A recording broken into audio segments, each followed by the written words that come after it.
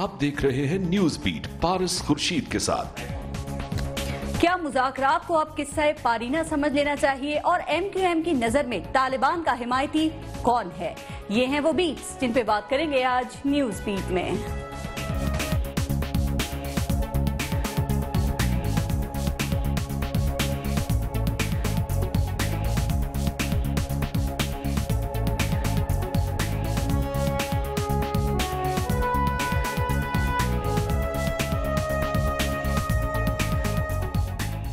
मेरा तारुफ यह है कि मैं एक आम पाकिस्तानी हूँ। मेरा तारुफ यह है कि मैं एक मजबूर पाकिस्तानी हूँ। मजबूर पाकिस्तानी इसलिए हूँ क्योंकि जिन लोगों को मैंने वोट दे के असेंबली में पहुँचाया कि मेरी हिफाजत करें, वो मेरे कातिलों से मुज़ाकरात कर रहे हैं। मेरा तारुफ यह है कि मैं एक कन्फ्यूज पाकिस्तानी हूँ। कन्फ्यूज पाकिस्तानी इसलिए हूँ क्योंकि वो दीनी उलेमा जिनको मेरी रहनुमाई करनी चाहिए वो मेरे कातिलों को शहीद कहते हैं कि शरीफ साहब, रायविंड के महल की दीवारें इतनी मजबूत नहीं हैं। खान साहब, बनी गाला के फार्म हाउस की दीवारें इतनी मजबूत नहीं हैं। बिलावल भुट्टो सरदारी साहब, आप और माजरत के साथ अल्ताफ हुसैन भाई 9-0 के बैरिकेड इतने मजबूत नहीं हैं। अगर सब एक साथ इकट्ठे होके खड़े नहीं हुए तो ये मजहबी इंतहा पसंदी मिनटों में सबको ढेर कर देगी। वेलकम टू न्यूज बीट, मैं हूं पारस खुर्शीद। वफा करोगे वफा करेंगे, जफा करोगे जफा करेंगे। हम आदमी हैं तुम्हारे जैसे, जो तुम करोगे वो हम करेंगे। और MQM कहती है कि अब कुछ करने का वक्त आ गया है, अब फैसला करने का वक्त आ गया है, अब जवाब देने का वक्त आ गया है, अब मुज़ाकरात का नहीं ऑपरेशन का वक्त आ गया है। लेकिन क्या वाकई वक्त आ गया है? क्या अब मुज़ाकरात से, इसके नताइज से मायूस हो जाना चाहिए? क्या अब कमेटी का खेल बंद कर देना चाहिए? तालिबान अगर पाकिस्तान का कैंसर हैं तो इस कैंसर का इलाज किसके पास है? कौन करेगा? क्या अब भी इसका इलाज सियासी मौलजीन मुज़ाकरात की मेज पर करना चाहेंगे या ऑपरेशन से ही इस नासूर को खत्म किया जाएगा? कहा जा रहा है कि अगर कोई ये समझता है कि इस खतरनाक और रिश्ते हुए नासूर का इलाज बगैर कोई तकलीफ सहे और बगैर किसी रिस्क किया जा सकता है तो ऐसा सोचने वाले या तो बहुत अहमक हैं या फिर बहुत ही भोले। अब देखना यह है कि क्या नवाज शरीफ और जनरल राहील शरीफ की सोच की सिमत एक है या अलग अलग। अगर सिमत एक है तो किसी किस्म का इबाम क्यों? इबाम तो अब ये भी है कि कोई तालिबान के हामी हैं और कौन मुखालिफ। लाइन के एक जानिब कौन है और लाइन के दूसरी जानिब कौन? ये फैसला कैसे होगा? कौन करेगा? क्या MQM ये फैसला करेगी? और क्या कायदे आजम का पाकिस्तान और तालिबान का पाकिस्तान एक दूसरे से मुतसादिम है? आज प्रोग्राम में इसी हवाले से हम बात करेंगे। हमें ज्वाइन किया है सीनियर एनालिस्ट हैं औरिया मकबूल जान साहब, हमें जमात इस्लामी से ज्वाइन किया है फरीद पराचा साहब ने, और MQM से हमारे साथ होंगे वसीम अख्तर साहब। एक ब्रेक लेंगे, ब्रेक के बाद बात करेंगे। देखते रहिएगा न्यूज बीट।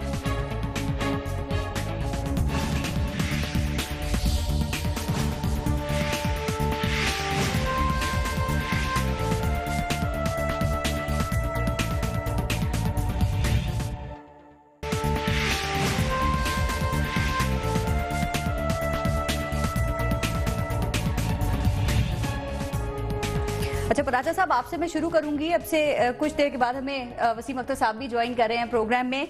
अब मुज़ाकरात का नाम या मुज़ाकरात का काम ये सिर्फ एहतमाम हुज्जत है और उसका कोई नतीजा नहीं निकलेगा, ये कहना है, ये समझना है MQM को, और वो ये भी कहती है कि अब वक्त आ गया है कि कोई जुर्रतमंदाना फैसला कर लेना चाहिए। आप क्या कहते हैं?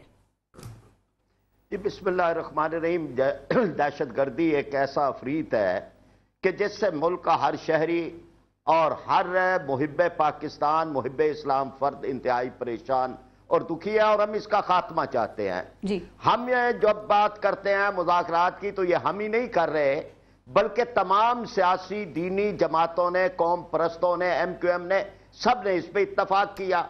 अब ये एक जायजा लेना चाहिए कि क्या ये मुज़ाकरात हुए, क्या इस सिलसिले में कोई रुकावटें बनी, क्या ये हकीकी बात थी या सिर्फ जो है वो एक वक्त गुजारी थी, और अगर उसके बाद ये हुआ है तो किसने तबाह बर्बाद किया।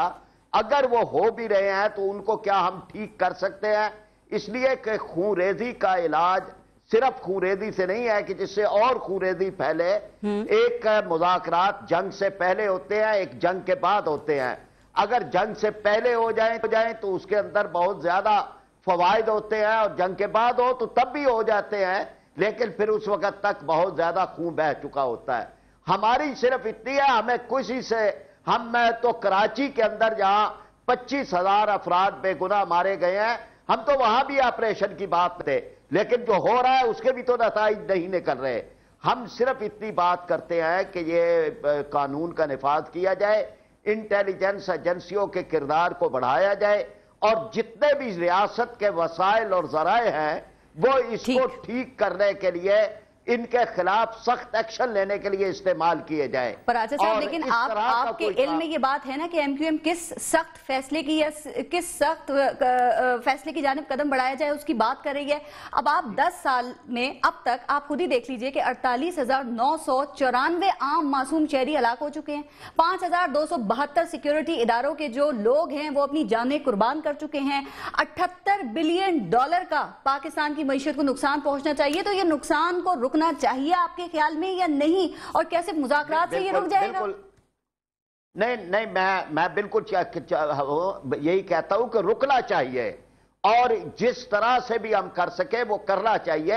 ذرائع ہوتے ہیں نا کہ آپ کتنے ذرائع استعمال کر لیتے ہیں، اس ترکیب کو، لیکن بہرحال اس کے جو اس سے اگلی بات ہے کہ وہ آپریشن کیا جائے، تو جب یہ آپشن کوئی اور نہیں رہے گا اور یہ ہوگا تو ہم بھی اس کی تائید کریں گے، لیکن ہم صرف یہ چاہتے ہیں کہ اس کے کے ساتھ پھر ایک دہشت گردی پورے ملک میں پھیل جائے گی جس میں لاکھوں افراد بے گھر ہوں گے۔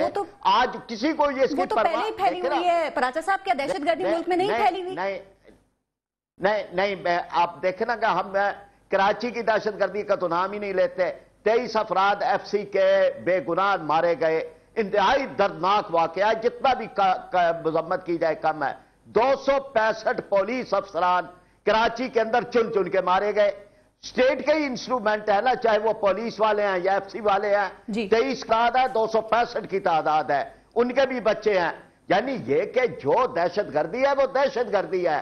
اب ایک طرف دہشت گردی کا ہم سرے سے نام تک نہیں لیتے، وہاں جو لوگ مر رہے ہیں انسان ہے، تمام درندوں سے نبٹنا چاہیے، لیکن اس کے لیے جو طریقے ہیں اس کو استعمال کرے، تاکہ ہم کل 6 مہینے بعد ہم پھر یہاں پر یہی بات جو ہے یہ ٹاک شوز میں ہو رہی ہو کہ دیکھیں اس سے تو اور زیادہ نقصان ہو گیا، اور ہمیں کسی سے کوئی ہمدردی نہیں ہے۔ ہم پاکستان میں جو شریعت کا نفاذ چاہتے ہیں وہ محمد رسول اللہ صلی اللہ علیہ وسلم کی شریعت ہے، اور جماعت اسلامی سب سے زیادہ روشن اور ایک ماڈرنائز فلاحی ریاست کا ایک نقشہ دیتی ہے۔ اور یہ مقبول جان صاحب، آپ کتنا اتفاق کرتے ہیں پراچا صاحب کی بات سے، اور آپ کیا سمجھتے ہیں کہ اس وقت دہشت گردی کے حوالے سے، طالبانائزیشن کے حوالے سے اب حتمی فیصلہ لینے کا وقت آ چکا ہے؟ دیکھیں یہ حتمی فیصلہ لینے کا وقت اب کیوں آیا ہے، یہ بہت امپورٹنٹ سوال ہے۔ اور میں جب سے یہ صورتحال چل رہی ہے، میں سچی بات بتاؤں، میری راتوں کی نیندیں حرام ہیں۔ آپ کبھی انٹرنیشنل پریس میں آپ جا کے دیکھیں تو آپ کو پتہ چلے گا کہ اس وقت جو کہانیاں پاکستان کے بارے میں بنائی جا رہی ہیں وہ یہ ہیں کہ پاکستان کے اندر ایک ایسا گروہ آ چکا ہوا ہے کہ جو گروہ علاقے کی سٹیبلٹی کے خلاف ہے، جو کہ جس نے بھارت میں، چین میں، ایران میں اور روس میں اپنی کارروائیاں کرنے کا ارادہ ہے یا کر رہا ہے، یا اس کے ڈانڈے وہاں مل چکے ہوئے، انٹرنیشنل اور ایک ایسی فورس بننی چاہیے جس میں بھارت شامل ہو، جس میں چاہے چین شامل ہو، جس میں روس شامل ہو، جس میں ایران شامل ہو، اور امریکہ اس کے ساتھ مل کے یہاں سے دہشت گردی کا خاتمہ کرے۔ یہ جو صورتحال ہے یہ بہت گمبھیر ہے۔ یہ وہ صورتحال ہے کہ اگر یہ سارے ملک مل کے اقوام متحدہ میں قرارداد دے کے جاتے ہیں اور ایک لائسنس لے کے اس ملک پہ چڑھ دوڑنے کی صورتحال میں آتے ہیں تو بہت تکلیف دہ ہو جائے گا۔ ایسا کیوں ہو رہا ہے؟ آپ دنیا میں جہاں کہیں امریکہ گیا ہے، اس امریکہ کے وہاں جانے کے بعد جب وہ نکلنے لگا ہے تو اس نے اس پڑوسی ملک کے ساتھ یہی کیا ہے جو آج ہمارے ساتھ ہو رہا ہے۔ یہ ایکشن جو ہے آج سے 4 سال پہلے بھی ہو سکتا تھا، جب امریکہ جانے لگا تو کیوں ہو رہا ہے؟ کمبوڈیا وہ ملک تھا جو چین کے ساتھ رہ رہا تھا ویتنام کے اندر، جیسے ہی امریکہ نکلنے لگا ہے، اس نے وہاں سے وہ ایک دریا تھا ریور رائن، اس کے اندر اس نے کچھ 300 لوگوں کی لاشیں بھیجی اور کہا ہمارے بندوں کو کمبوڈینز نے مارا ہے اور یہاں چھپ جاتے ہیں ویت کانگ گولیرے جی. اور پھر اس کے بعد اس حکومت کو مجبور کیا ایکشن لو اور وہ خود بھی ساتھ مل کے ایکشن لیا اور کمبوڈیا کی اینٹ سے اینٹ بجا دی اور اس دوران میں وہاں سے نکل گیا. کبھی آپ پاکستان کے سینیریو کو ایک انٹرنیشنل پرسپیکٹو میں سمجھنے کی کوشش کریں تو پھر آپ کو حیرانی ہوگی کہ ہم کس صورتحال میں دھکیلے جا رہے ہیں. ٹھیک ہے. آج اگر آپ کی 2 ڈویژن فوج وہاں چلے جاتی ہے تو آپ حیران ہوں گے کہ خوشی کس کو ہوگی؟ بھارت کو. کسی اور کو خوشی نہیں ہوگی. اور میں آپ کو آج سچی بات بتاؤں کہ پاکستان میں جتنے بھی آپریشن کیے گئے جتنے لوگ اس کو دھکیل رہے ہیں یہ وہ لوگ ہیں جو انگلیاں اٹھاتے تھے فوج کے اوپر کہ اس نے ہیومن رائٹس کی وائلیشن کی ہے. آپ مجھے بتا دیجئے کیا مشرقی پاکستان سے لے کے بنگلہ اس کے بعد بلوچستان کے آپریشن کے اندر کراچی کے آپریشن کے اندر کس نے نہیں اس فوج کو پہلے بھیجا اور پھر اس کے بعد اور یہ وہی لوگ ہیں. کوئی چہرہ نہیں بدلا, وہی چہرہ ہے کہ جو بھیجا ہے. میں سچی بات یہ ہے کہ میں اس وقت مجھے اس صورتحال سے وہ تشویش ہے کہ جس وقت یہ فوج جائے گی یہ لوگ کھڑے ہو کے وہ بات پتہ کیا کریں گے کہ نیک دل سے آپریشن نہیں ہو رہا. اور یہ سب کیا کریں؟ Good Taliban bad Taliban. Taliban کو پہ غالب آ جانے دیں, مطلب کیا کریں؟ آپ کے خیال میں بھی حتمی فیصلے کی بھی جو بات ہے وہ کیا ہو سکتا ہے؟ نہیں بالکل غالب نہیں آنے دیتے. قرآن کا ایک فیصلہ ہے. قرآن سورہ احزاب میں فرماتا ہے 8ویں آیت میں کہ جب ون طائفتان سے شروع ہوتی ہے وہ آیت کہ جب 2 مسلمان گروہوں کے اندر کوئی لڑائی چھڑ جائے تو ان میں پہلے صلح کراؤ, اور اگر وہ کوئی بندہ صلح کر کے بگڑ جائے اور اس کے بعد پھر مکمل جنگ کرو اس کے ساتھ اور پھر اگر وہ واپس آئے تو پھر صلح کرا دو. قرآن ایک راستہ بتاتا ہے اور وہ راستہ ہمارے لیے رہنما راستہ ہونا چاہیے کہ پہلے ان کو صلح پہ لے کے آؤ اور اگر ان میں سے کوئی وعدہ خلافی کرے تو پھر ہٹ جاؤ. یہ نہیں ہے کہ آپ ایک طرف سے ایک گروہ کو کہتے ہیں کہ جاؤ اور ان کے اوپر پیچھے اس کو ساتھ لگا کے. میں تقریدہ صورتحال میں ہوں, سچی بات ہے, اور مجھے نظر آ رہا ہے کہ آج سے 3 مہینے بعد جب ہم جہاں بیٹھے ہوں گے تو کچھ لوگ کہہ رہے ہوں گے جی فوج نے تو گڈ طالبان اور بیڈ طالبان میں تمیز کی ہے اور فوج نے تو نیک نیتی سے ایکشن نہیں کیا اور ریاست کمزور ہو گئی ہے, ہیومن رائٹ وائلیشن ہو گئی ہے, مسنگ پرسنز ہو گئے ہیں, اور پھر ہم ایک اور ماتم کر رہے ہوں گے. پھر اس کا حل کیا ہے؟ اور یہ صاحب دیکھیں, اب میاں نواز شریف صاحب نے تو یہ کہا نا کہ امن کو ایک موقع دینا چاہیے اور دے بھی رہے ہیں. اب اسی سلسلے میں کمیٹیاں بھی بن گئی ہیں. تو اب جو امن کو آپ کے خیال میں موقع دیا گیا ہے, کیا کوئی فریق اس سے فائدہ اٹھاتا ہوا نظر آ رہا ہے یا مذاکرات کو محض کمزوری سمجھا جا رہا ہے؟ دیکھیں دنیا میں جہاں بھی مذاکرات ہوتے ہیں نا وہاں یہ ساتھ اس کو خراب کرنے والے لوگ موجود ہوتے ہیں. میں نے کل کالم لکھا ہے نکراگوا کے مذاکرات پہ. 1988 میں شروع ہوئے تھے, 1996 میں جا کے وہ ختم ہوئے. اور اس کے ہوتا یہ تھا کہ امریکن کسی کو پیسے دیتے تھے وہ جا کے مار دیتے تھے. اس دوران حالت یہ تھی کہ سموزا جو ان کا صدر تھا اس کو ایک شاعر نے وہاں جا کے پستول سے قتل کر دیا تھا, لیکن مذاکرات نہیں روکے انہوں نے. اسٹیٹ کا دل بڑا ہوتا ہے, اسٹیٹ میگنانمس ہوتی ہے, اس لیے میگنانمس ہوتی ہے, اس طرح اس لیے بڑا ہوتی ہے کہ اسٹیٹ چاہتی ہے کہ آج اگر 50,000 بندے مرے ہیں تو کل اس کے نتیجے میں 1 لاکھ بندہ نہ مرے. اسٹیٹ بھی اگر بدلے کے رویے میں اترائے, اسٹیٹ بھی اگر یہ کہے کہ میرے 25 مارے ہیں تو میں بھی 50 ماروں گی, تو پھر اس کے بعد یہ ملک نہیں چلا کرتے. پھر اس کے بعد ہوتا ہے کہ آگ سلگتی رہتی ہے. ٹھیک, اور یہ سب ایک بریک لے لوں, ایک بریک لیتے ہیں. بریک کے بعد ذرا ایم کیو ایم کے حوالے سے ہی بات کریں گے اور یہ بھی بات کریں گے کہ طالبان کے حمایتی کون ہیں اور طالبان کے مخالفین کون ہیں. دیکھتے رہے گا نیوز فیڈ.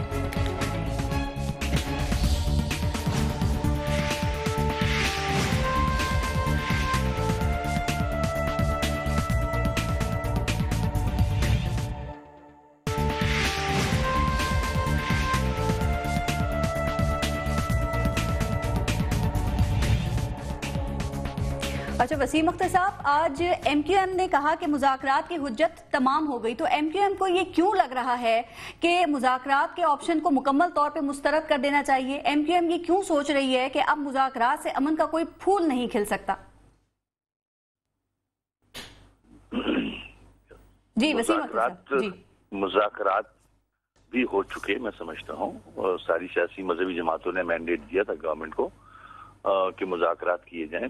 اس آپشن کو بھی ضرور دیکھا جائے تاکہ امن قائم ہو سکے. مگر آپ نے دیکھا مذاکرات کے باوجود آج بھی 6 پولیس والے شہید ہوئے کوہاٹ میں. اس سے پہلے جو 23 ایف سی کے اہلکار اور پولیس کراچی میں جو شہید ہوئی ہے وہ سب کیا تھا؟ مذاکرات تو چل رہے تھے. تو مذاکرات اور دہشت گردی ساتھ ساتھ نہیں چل سکتی. اب کب تک ہم اپنی قوم کو مرواتے رہیں گے؟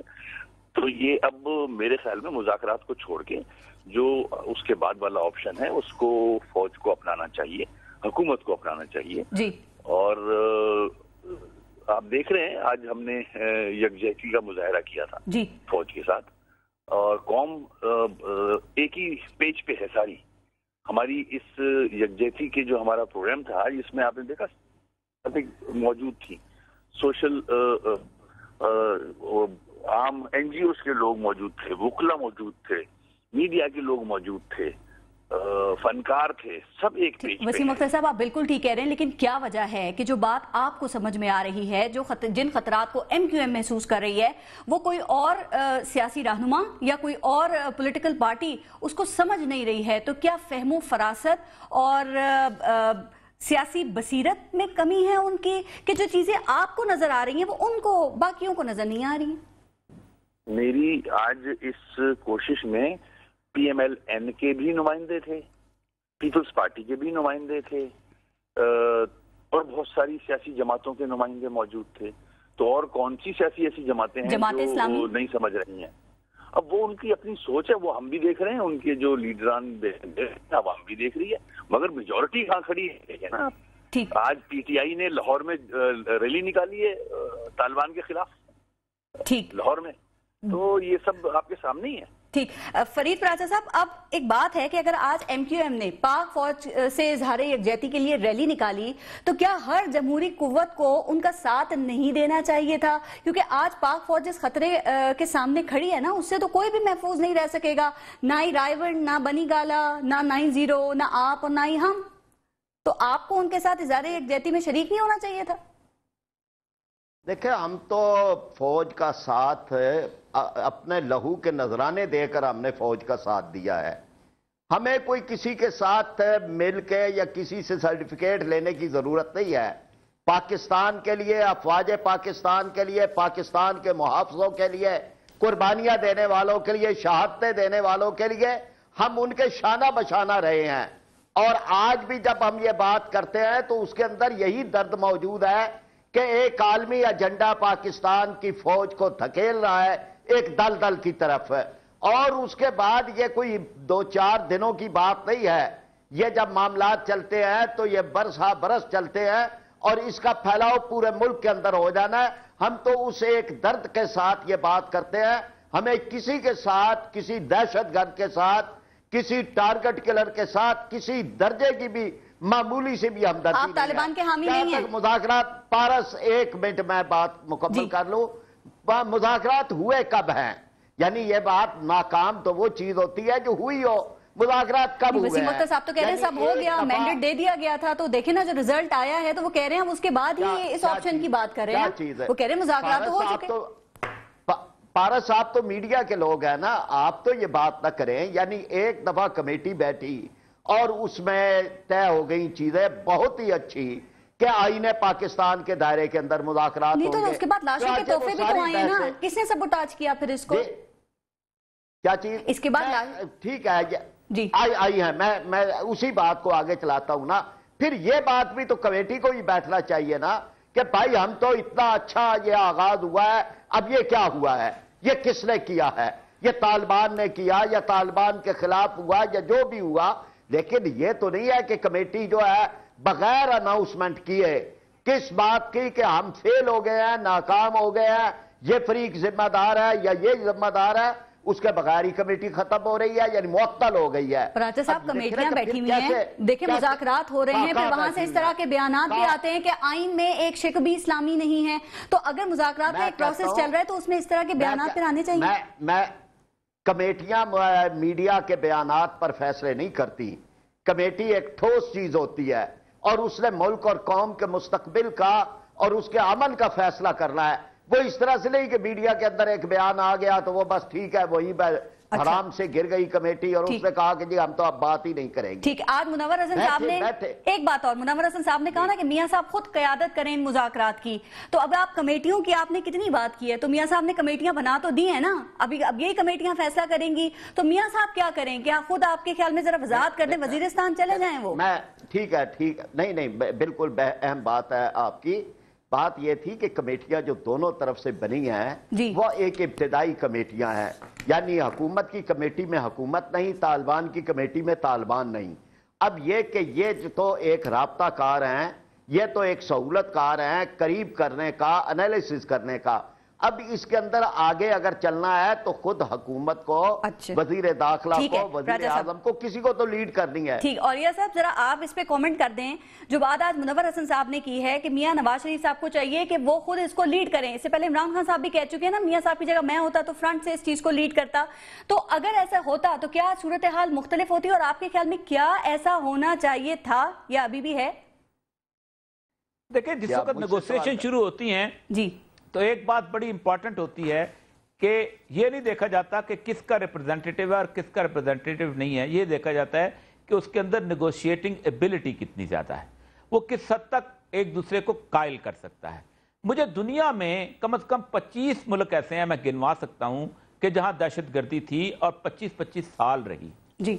मैं निकरागुआ है, होंडुरास है, चिली है, अर्जेंटीन है, कोलंबिया है, ये वो मुल्क हैं कि जहां 40-40 हज़ार मिसिंग पर्सन हुए और 3-3, 4-4 लाख लोग मर गए।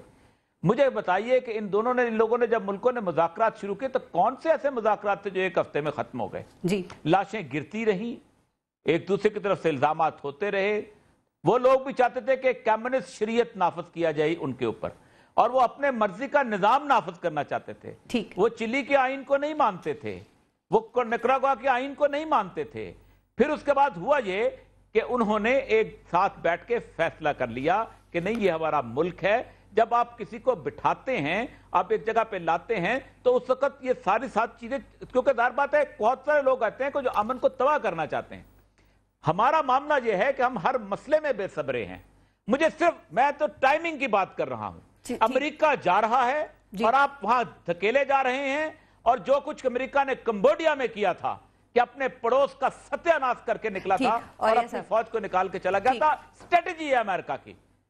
ठीक, यानी आप उस चीज को, आलमी तनाजर को समझ नहीं रहे कि इस वक्त पाकिस्तान की फौज के साथ इस तरह की एक कैफियत है। 2-3 मेरे बात देखिएगा कि मैं जानता हूं कि ये इल्जामात लगेंगे, ह्यूमन राइट वायलेशन हो रही है, उसने ये किया। कौन सा ऑपरेशन है कि जहां पर आखिर में इन सारे दानिशवरों ने, इन सारे सियासी लीडरों ने फौज के ऊपर उंगलियां नहीं उठाई? बलूचिस्तान देख लें, ईस्ट पाकिस्तान देख लें, उसके बाद कराची देख लें, किस जगह पर शोला बयानियां नहीं हुई? ये शोला बयानियां फिर होंगी। ठीक, वसीम अख्तर साहब, आप और ये मकबूल जान साहब की बात सुन रहे हैं ना, तो फिर क्या इत्तेफाक करते हैं और 50,000 से ज्यादा लोगों की जो जाने गई हैं, तो फिर वो ह्यूमन राइट्स की वायलेशन नहीं हुई? फिर वो ह्यूमन राइट्स कहां गए? और एक बात और देखें, MQM ऑपरेशन को कुछ जानती है अच्छे तरीके से, क्योंकि 2 मरतबा आप लोगों पर भी रियासती ताकत का निशाना बन चुके हैं ना, तो आपको नुकसानात का भी अंदाजा है। अब अगर वजीरिस्तान में ऑपरेशन होता है जिसकी आप हिमायत कर रहे हैं, तो फिर नुकसानात से कैसे बचा जा सकता है?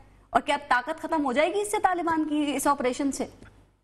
देखिए, हमारा इख्तिलाफ रहा है, ऑपरेशन हुआ है कराची के हवाले से बात करूंगा, मगर अब मामला मुल्क का है, कौम का है।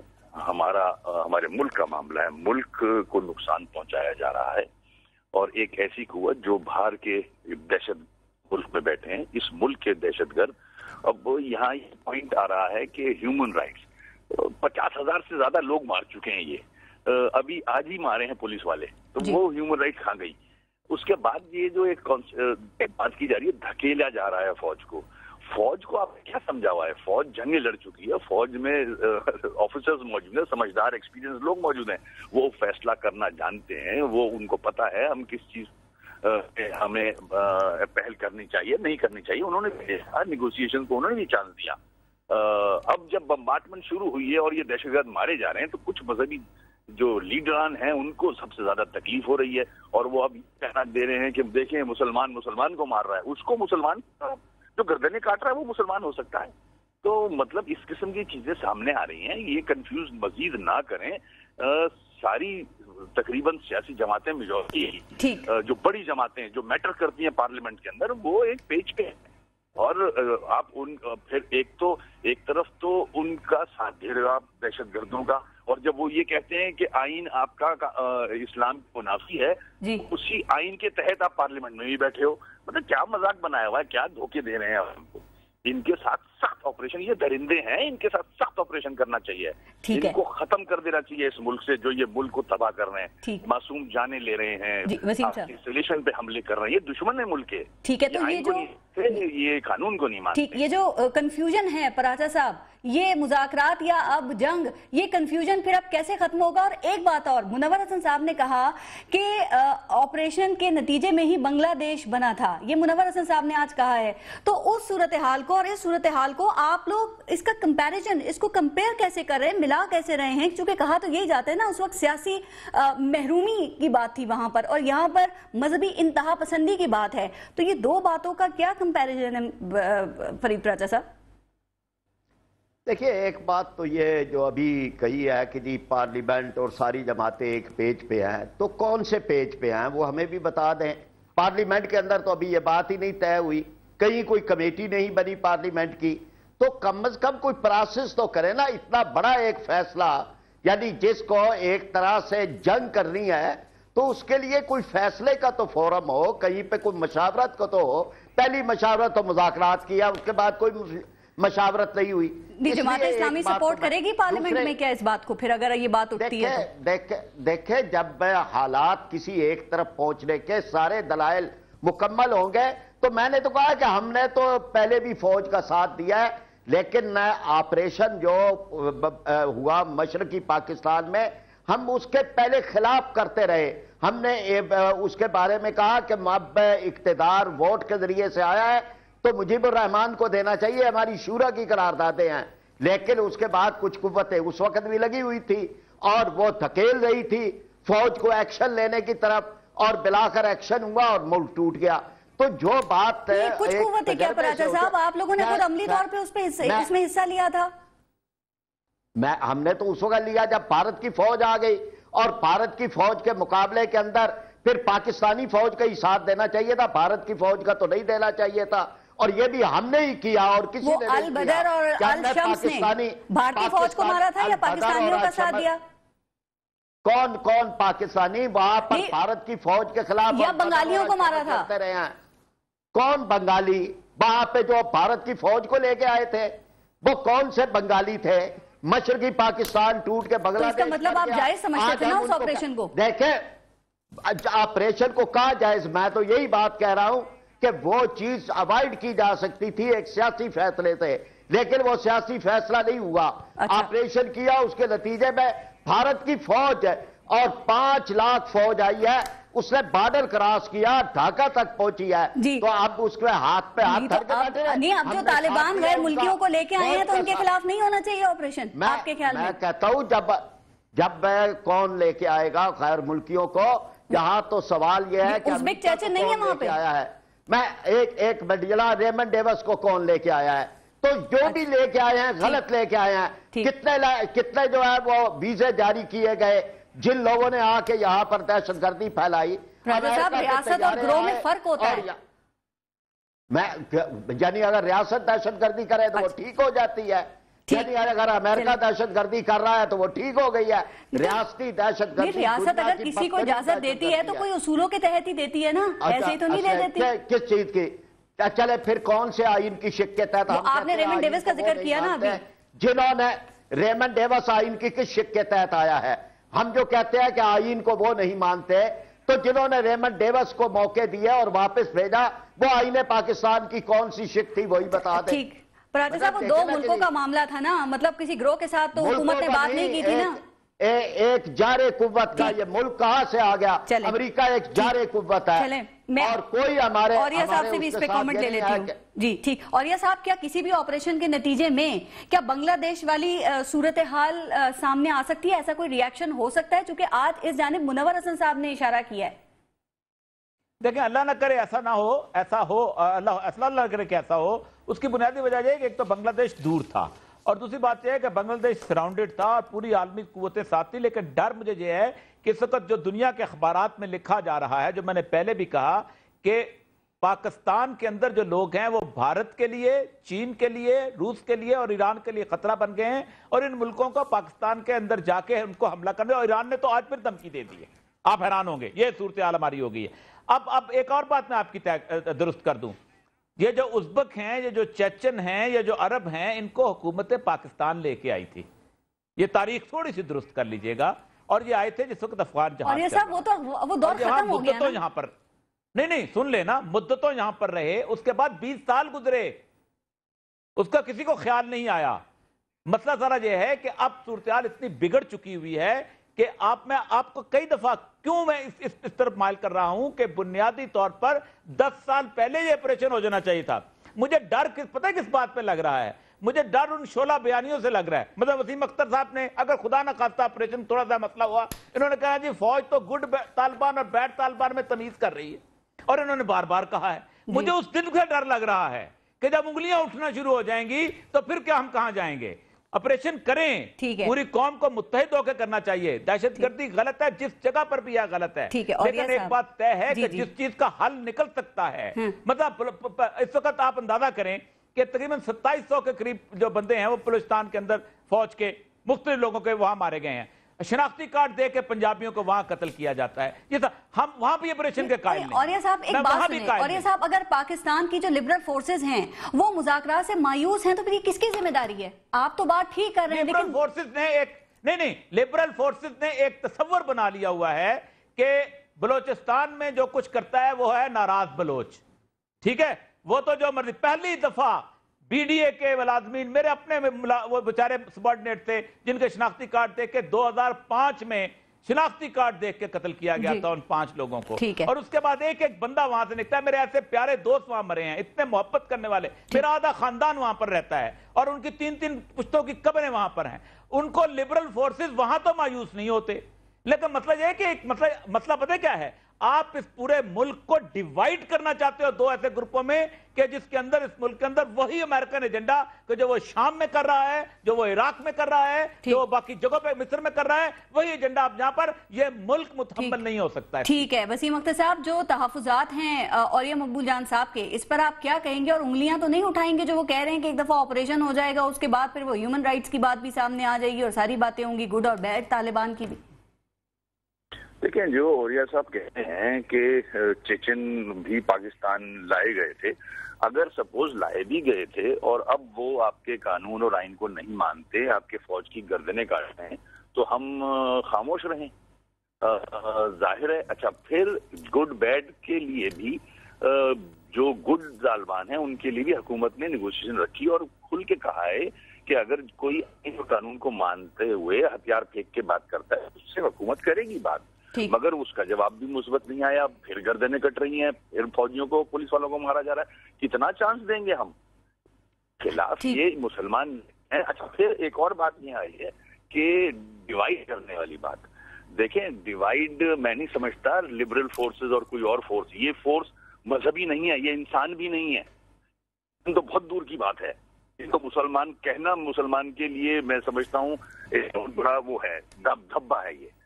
یہ انسان نہیں ہے جو گردنیں کاٹ رہا ہو اور ریٹ کو نہ مان رہا ہو، آپ آئین کو نہ مان رہا ہو. اس کو تو ختم کر دینا چاہیے. یہ ہمارے ملک کو نقصان پہنچا رہے ہیں. ٹھیک ہے وسیم اختر صاحب، ایک بات ہونا نہیں چاہیے. اچھا، طالبان کے حمایتیوں سے آپ کی کیا مراد ہے؟ مطلب ایم کیو ایم کس طرح سے اسے کیٹیگرائز کر رہی ہے؟ یعنی کہ ہر وہ شخص جو آج بھی مذاکرات کو امید سمجھتا ہے، کیا ایم کیو ایم کی نظر میں وہ طالبان کا حمایتی ہے؟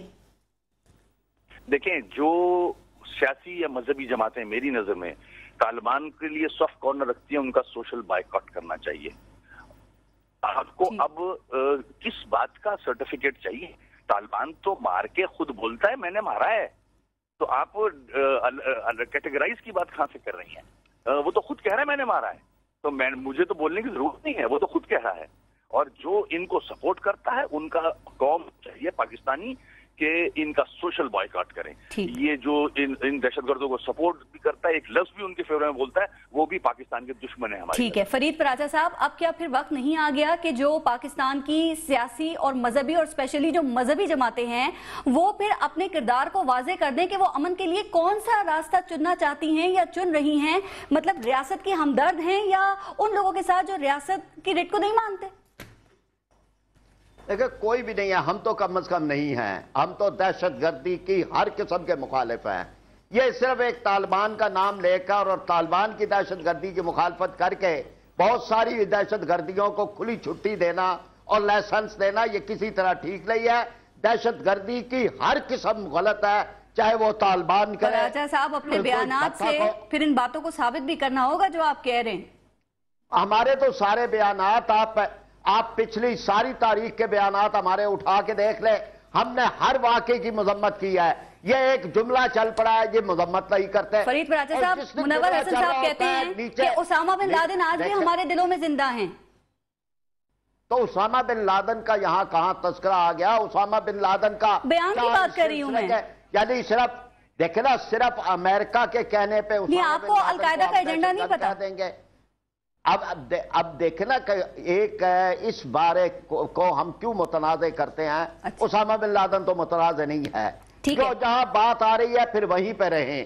اور اس سلسلے کے اندر جو بات ہے کہ جو بھی دہشت گردی کرے وہ طالبان کے نام سے ہو رہی ہو, وہ کوئی لسانیت کے نام پہ ہو, وہ کوئی پتھا خور کرے, کوئی ٹارگٹ کلر کرے, وہ کوئی بوری پاکستان کے افواج پاکستان کے میجر کلیم کے جسموں میں سوراخ کیے گئے, اس طرح سے اس کی البدر الشمس کو بھی بھولے نا, البدر اور الشمس فوج والوں کی ملی, 200 پولیس والے قتل ہوئے, یعنی سب دہشت گردی ہے. اچھا فرید راجہ صاحب, ٹائم کم رہ گیا. ٹھیک, اور یہ صاحب فائنلی ذرا کامنٹ کر دیں کہ طالبانی سوچ زیادہ خطرناک ہے یا طالبان؟